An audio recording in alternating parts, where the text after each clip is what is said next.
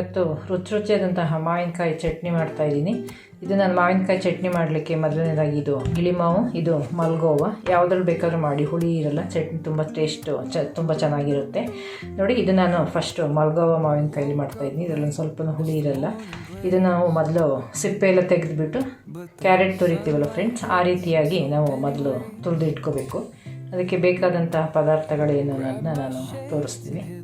ಸಿಪ್ಪೆಲ್ಲ ಈ ರೀತಿಯಾಗಿ ತುರಿದು ನಾನು ತೊಳೆದಿಟ್ಕೊಂಡಿದ್ದೀನಿ. ಇದನ್ನು ನಾವು ಅಡಿಗೆ ಕ್ಯಾರೆಟ್ ತುರಿತೀವಲ್ಲ, ಹಾಗೆ ನಿಮಗೆ ಈ ಥರ ಹೀಗೆ ದೊಡ್ಡ ಇದರಲ್ಲಿ ಮೊದಲನೇದಾಗಿ ತುರಿಯೋಣ.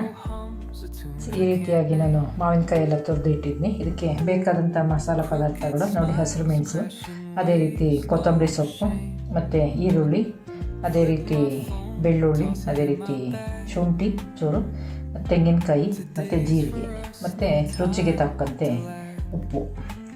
ಮೊದಲನೇದಾಗಿ ಇವನ್ನೆಲ್ಲವನ್ನು ಹಾಕಿ ನಾವು ಮಿಕ್ಸಿಗೆ ಸ್ವಲ್ಪ ದಪ್ಪದಾಗಿ ರುಬ್ಬಬೇಕು ಫ್ರೆಂಡ್ಸ್. ಆನಂತರ ನಾವು ಮಾವಿನಕಾಯಿನ ಹಾಕಿ ಒಂದು ರೌಂಡು ಮಿಕ್ಸ್ ಮಾಡಬೇಕು. ಮಿಕ್ಸ್ ಮಾಡಿ ಚೆನ್ನಾಗಿ ಗ್ರೈಂಡ್ ಮಾಡಬೇಕು. ಮೊದಲದಾಗಿ ಇವೆಲ್ಲವನ್ನು ನಾವು ಮಿಕ್ಸಿ ಜಾರಿಗೆ ಹಾಕೋಣ. ನೋಡಿ, ಮೊದಲನೇದಾಗಿ ಹಸಿರು ಮೆಣಸಿನಕಾಯಿ, ಅದೇ ರೀತಿ ಸಾಂಬಾರು ಸೊಪ್ಪು, ಮತ್ತು ಜೀರಿಗೆ, ಈರುಳ್ಳಿ, ಮತ್ತು ಅದೇ ರೀತಿ ಬೆಳ್ಳುಳ್ಳಿ, ಶುಂಠಿ, ಅದೇ ರೀತಿ ತೆಂಗಿನಕಾಯಿ, ಮತ್ತು ಅದೇ ರೀತಿ ಸ್ವಲ್ಪ ಉಪ್ಪು ರುಚಿಗೆ ತಕ್ಕಂತೆ ಯೂಸ್ ಮಾಡಿ. ಇವನ್ನೆಲ್ಲ ಹಾಕಿ ಸ್ವಲ್ಪ ನೀರು ಹಾಕಿಬಿಟ್ಟು ಮಿಕ್ಸಿ ಮಾಡೋಣ. ಮೊದಲನೇದಾಗಿ ಸ್ವಲ್ಪ ಹಾಕಿ ಗ್ರೈಂಡ್ ಮಾಡಿ. ಹೀಗಾಗಿ ನಮಗೆ ಮಸಾಲೆ ರುಬ್ಕೋಬೇಕು ಮೊದಲನೇದಾಗಿ.